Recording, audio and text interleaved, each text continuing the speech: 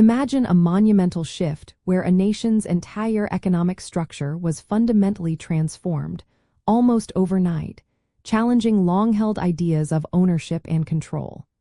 This was precisely the ambition that drove the Bolsheviks after they seized power in Russia. The Bolsheviks, following the October Revolution in 1917, embarked on a sweeping program of nationalization. They systematically took over major industries such as banking, railways, shipping, large-scale manufacturing, and, crucially, all foreign trade.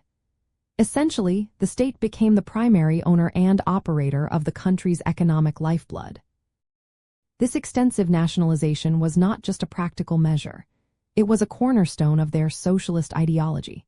They believed that private ownership of the means of production, things like factories and land, was inherently exploitative and created vast inequalities.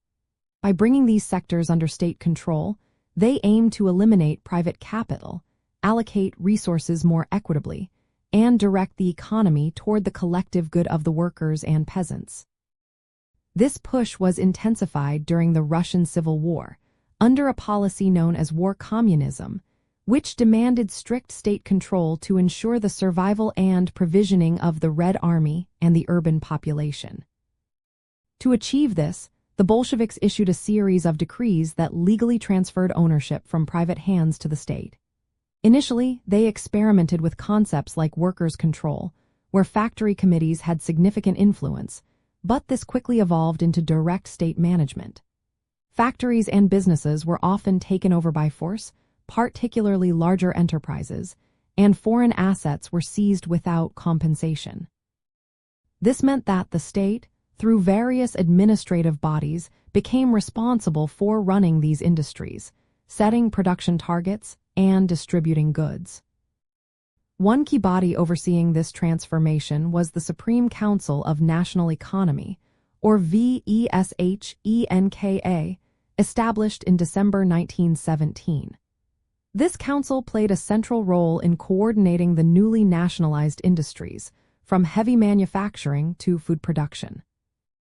Another significant early act was the Decree on Land, which socialized all land, effectively stripping private landowners of their property and distributing it to the peasants for use, although not for ownership. Understanding the breadth and speed of Bolshevik nationalization reveals a critical chapter in economic history. It demonstrates how a revolutionary government could attempt to completely restructure an economy based on ideological principles, fundamentally altering the relationship between the state, industry, and the individual.